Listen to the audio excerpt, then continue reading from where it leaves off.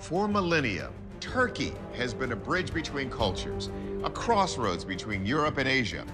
But as you're about to see, it might also have been the meeting point between human civilization and extraterrestrial life. For centuries, unidentified flying objects have fascinated humanity. All initial opinions are this is genuine. What you're about to see may disturb you. From whispers of alien encounters to grainy photographs, these mysterious objects have sparked curiosity and skepticism alike. Scientists, researchers, military personnel, and even astronauts have contributed to the dialogue surrounding UFOs, but much of the information remains locked behind classified government files. It is being called the biggest cover-up in history.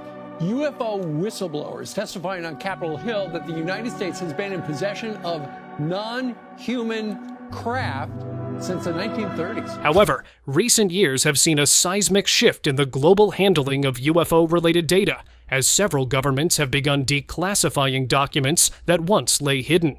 There's a new video this morning that some say may be proof we're not alone in the universe. This movement toward transparency has brought UFOs into the public eye like never before. France is quite unorthodox when it comes to how governments are dealing with UFOs. They released all their UFO data, and they said, here's where we're at. As we get new information, we're just going to release it to you. The French government made headlines in March 2007 when it released a trove of UFO files, followed shortly by Great Britain in May 2007 and Ecuador in May 2008. Even the Vatican, a religious institution known for its conservative views, made a surprising statement through Padre José Gabriel Funes, acknowledging that belief in extraterrestrial life does not conflict with Catholic doctrine. Among the declassified material, Ecuador's contribution stands out as particularly significant. The extraordinary shift in Ecuador's government stance on UFOs can largely be attributed to the relentless efforts of investigative journalist Jaime Rodriguez. His dedication to uncovering the truth has been instrumental in shaping public perception and influencing government policy. Through his programs on the Ecuadorian television channel Ecuavisa, Rodriguez gradually built a platform to challenge the secrecy surrounding UFOs. Rodriguez's journey began in 1983, and it took him over 2 decades to convince the military that UFO phenomena deserved official recognition. In his words, if government authorities discuss issues such as volcanic eruptions, climate problems, and agriculture, why couldn't there be representatives addressing this vital issue? His persistence bore fruit when Colonel Lucio Gutierrez, during his presidential campaign, pledged to support the cause. Upon assuming office, Gutierrez fulfilled his promise, and in April 2005, the Ecuadorian Committee for the Investigation of the UFO Phenomenon, CIFO, was established. Despite the committee's creation, progress was far from smooth. Funding, or rather the lack of it, was the first hurdle. Rodriguez and his civilian team had to self-finance their efforts, pooling together $12,000 over 2 years to collect and analyze data. Additionally, military personnel were reluctant to make official statements for fear of damaging their careers, given the stigma attached to UFOs. This challenge required intervention from the president, who issued a directive allowing military members to speak freely about their experiences without fear of professional repercussions. The most formidable obstacle, however, involved external interference from U.S. intelligence agencies. These agencies allegedly offered financial incentives to Ecuadorian military personnel to maintain secrecy regarding UFO-related incidents. This covert influence unraveled during a diplomatic crisis in 2008 when President Rafael Correa discovered that the U.S. had infiltrated Ecuador's secret services. In a bold move, Correa dismissed the compromised officials and expelled CIA operatives from the country, paving the way for greater transparency. Correa's decisive actions culminated in a landmark meeting with top military leaders. At this gathering, he ordered the complete deregulation of UFO information, stating that nothing related to the phenomenon should remain classified. Rodriguez was granted unprecedented access to military facilities and records, leading to the declassification of over 400 UFO-related videos. These videos, previously confiscated by the military, offer compelling evidence of unidentified aerial phenomena. For instance, footage from a 1992 birthday party at the home of former Vice President Luis Perotti captures a tubular, glowing object hovering in the sky, leaving witnesses astounded. While these videos are captivating, the first-hand accounts from military personnel carry even greater weight. 44 statements from active military members have been released, providing detailed descriptions of encounters with UFOs. These accounts, supported by advanced aviation instruments, describe objects with capabilities far beyond those of any known aircraft. From lights that split into multiple objects mid-flight to rapid, erratic movements that defy the laws of physics, the testimonies paint a picture of phenomena that remain unexplained. One particularly striking account comes from a flight maneuver exercise near the city of Cuenca. A pilot and his co-pilot reported a bright light that appeared to approach their aircraft before splitting into two and taking evasive action at unimaginable speeds. Despite their best efforts, the object vanished without a trace, leaving the pilots in awe of its capabilities. Another incident involved an object that hovered, descended diagonally, and stopped mid-air, movements no human-made aircraft could replicate. Such reports underscore the advanced technology behind these unidentified objects and suggest a level of intelligence beyond our current understanding. Recently, a photograph was shared on Facebook by a New Jersey resident. The post came from Sarah Monroe, who alleged that a UFO drone had been shot down, with its remains lodged in a tree near her suburban home. The photo, which quickly gained attention, showed a metallic, oval-shaped object with a striking circular hole in the center. It appeared to be forcefully embedded into the tree, as if it had collided at high speed. Fragments of bark were scattered around the base, and the object's edges were both smooth and jagged. As the post circulated, both amateur and professional investigators began analyzing the image. UFO enthusiasts focused on details that seemed to support the theory. The circular hole, for example, was speculated to be a propulsion mechanism. Many noted that no known drone shares this design, pointing to comparisons with current aerial technology. The object's seemingly pristine metallic surface also fueled speculation, with some suggesting it was made from materials beyond human capability. Drone hobbyists, however, drew comparisons to high-end racing drones, though they acknowledged the object's unusual structure. Others pointed out the absence of any visible propulsion system. Reports of similar drone-like UFOs being sighted and allegedly shot down have been making waves on social media, drawing widespread attention and debate. These objects, described as silver, oval-shaped crafts with a distinctive circular hole in the center, have been spotted across New Jersey and nearby states. Witnesses and amateur investigators are particularly intrigued by their ability to hover silently for extended periods and perform maneuvers beyond the capabilities of conventional drones. As the reports continue to spread, questions about these objects' origins, technology, and purpose remain unanswered, deepening the mystery. The phenomenon seems to have originated in New Jersey, where residents first reported strange, silent objects hovering in the sky. Early sightings described the UFOs as metallic and highly reflective, catching sunlight during the day and glowing faintly at night. Social media platforms quickly became inundated with videos, photos, and first-hand accounts, adding to a growing archive of evidence.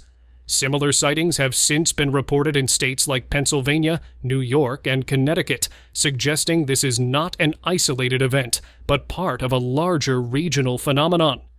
Eyewitnesses consistently describe these objects as having a silver, elliptical shape with a circular void at their center. This distinctive feature has baffled both onlookers and experts. As sightings of these drone-like UFOs increased, so did reports of military involvement. One notable incident allegedly took place near Princeton, New Jersey, where residents reported hearing loud explosions, followed by military vehicles moving in to secure the area. Similar accounts from other locations have surfaced, lending weight to claims of a coordinated military response. Yet, official statements from the military or government agencies remain conspicuously absent, further fueling speculation about a potential cover-up. One of the most intriguing aspects of these UFOs is their extraordinary flight capabilities. Despite their drone-like appearance, these objects appear to defy conventional principles of aerodynamics and propulsion. Witnesses have described them hovering silently for long periods, accelerating at incredible speeds and executing sharp turns effortlessly, all without any visible means of propulsion. The circular hole at the center of these objects has drawn significant attention. While its purpose remains a mystery, some theories suggest it could house a revolutionary propulsion system, possibly relying on electromagnetic or anti-gravity technology, enabling the craft to stay airborne without traditional engines. Others theorize that the hole might function as a lens or sensor array, allowing the UFOs to collect data over large areas. Another possibility is that it reduces drag or enhances stability, enabling the craft to perform its remarkable maneuvers. The combination of silent operation and these advanced capabilities points to a level of technology far beyond that of current human-made drones, raising further questions about their origin and purpose. The enigmatic nature of these UFOs has sparked numerous theories about their origins.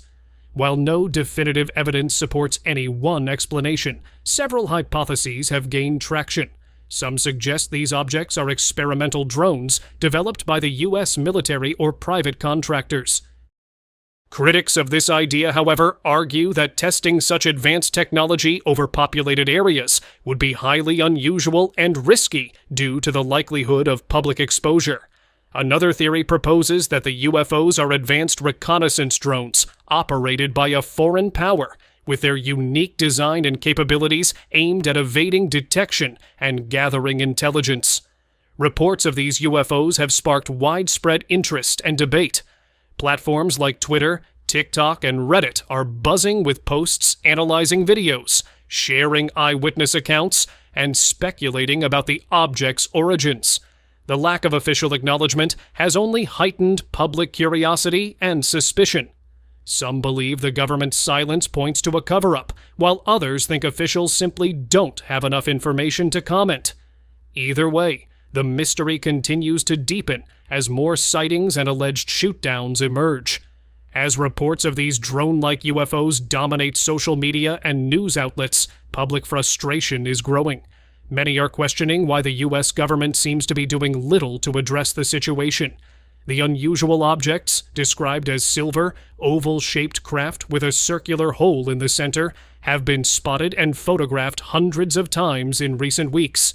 Their persistence and advanced capabilities have caused fear and confusion, yet government agencies remain largely silent. This lack of transparency has only fueled speculation and conspiracy theories, with some suggesting that even high-ranking military officials are unaware of what these objects are. Anonymous sources claim that the military has no knowledge of the UFO's origins or how they are capable of such extraordinary maneuvers. If true, this admission raises serious concerns about national security and the ability to respond to potential aerial threats. The surge in sightings is unlike anything seen before. Witnesses from New Jersey, Pennsylvania, and nearby states report seeing dozens of these objects at a time, silently hovering in coordinated formations. Videos and photos uploaded to social media capture clusters of the mysterious drones, glinting in sunlight or faintly glowing at night. In one notable incident near Atlantic City, an amateur photographer documented a fleet of these UFOs hovering over the ocean before vanishing at incredible speeds. Now let's discuss Ty's story of Private First Class Francis P. Wall's encounter with a mysterious flying object in the midst of the Korean War. This story not only challenges our understanding of military history, but also raises important questions about the nature of UFOs, their origins, and how they interact with military technology. In March of 1951, the Korean War was in full swing. The UN forces had recently recaptured Seoul, the capital of South Korea, and were pushing the Chinese army back into North Korea. Among the soldiers stationed near Chwon in what is now North Korea was Private First Class Francis P. Wall and his regiment. This area, known as the Iron Triangle, was crucial in the larger context of the war. It was a dense, mountainous region with various villages that served as strategic points for both military and civilian operations. Francis's unit, the 25th Division, 27th Regiment, 2nd Battalion, Easy Company, was stationed in the area, ready to carry out its next mission. On this particular night, after evacuating the local villagers from a nearby town, the soldiers began bombarding the area with artillery. This was a routine military operation designed to weaken enemy positions. However, something entirely unexpected happened. While the bombardment was ongoing, the soldiers' attention was drawn to something strange in the sky. On their right, to the east, a large, round object surrounded by an orange light appeared, floating down the side of a nearby mountain. Initially, the soldiers were unsure what they were seeing. Francis and his comrades watched in confusion as the object made its way toward the village, maneuvering around the artillery shells as they exploded. It was as if the object could predict where the artillery would land and moved precisely to avoid being hit. The soldiers were perplexed. How could this be? After hovering for a while over the village, the object began to change its course, moving toward Francis's unit. As it came closer, it pulsed with light, shifting from an orange hue to a brilliant blue-green. At this point, Francis, who had been trained as a soldier and had seen many strange things in combat, requested permission from his lieutenant to fire on the object. He was granted permission, and he took a shot with his M1 rifle, using armor-piercing bullets. The bullet struck the object, and it made a metallic sound, suggesting that the object was indeed solid. But what happened next was even more bizarre. Despite the artillery, and now the rifle shot, the object remained unharmed. The artillery bursts had exploded around it, but the object had maneuvered effortlessly out of harm's way. The bullet Francis fired seemed to momentarily breach the object's defenses, but after that, nothing seemed to touch it. After the first shot, the object went into a strange and erratic motion. Its light flickered on and off, and it began moving from side to side as if it were trying to recover from the impact. But what came next was even more unsettling. A deep, mechanical sound, similar to the noise made by a diesel locomotive revving up.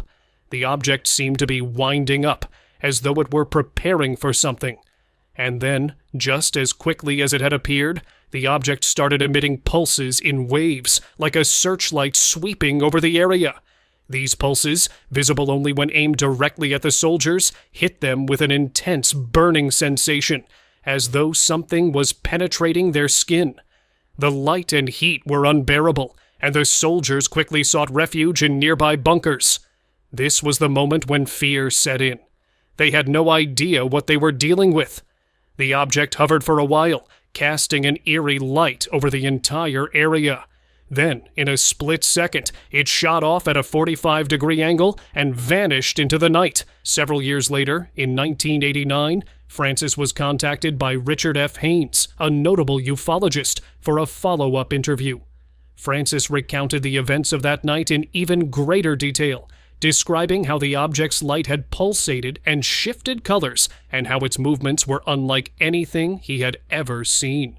This interview was later published in Haynes's book, Advanced Aerial Devices. According to Haynes, no known aircraft or technology from either the American or Russian military at the time could account for the object described by Francis.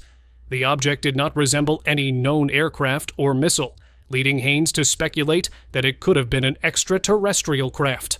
Over the years, the story of Francis P. Wall's encounter has continued to captivate both military enthusiasts and UFO researchers. The incident raises several important questions. What was the object that Francis and his unit encountered? Was it an experimental military aircraft, a natural phenomenon, or something far beyond our understanding? Perhaps even an alien spacecraft. Unfortunately, there are no clear answers. The military records from the time offer no explanation for the event, and despite multiple interviews with Francis, there has been no corroborating evidence from other soldiers who were present. One thing is clear, however. Francis and his comrades experienced something that defied explanation. The intense light, the burning sensation, and the inexplicable movements of the object all suggest a level of technology far beyond anything known to exist in 1951. Whether this technology was of human or extraterrestrial origin remains a mystery, and one that continues to fuel speculation and debate. Francis P. Wall passed away in 1994, but his story lives on as one of the most compelling UFO encounters to emerge from the Korean War. What was that object that hovered over Francis's unit in 1951? And perhaps more importantly, what else is out there waiting to be discovered? Let us know your thoughts in the comments below.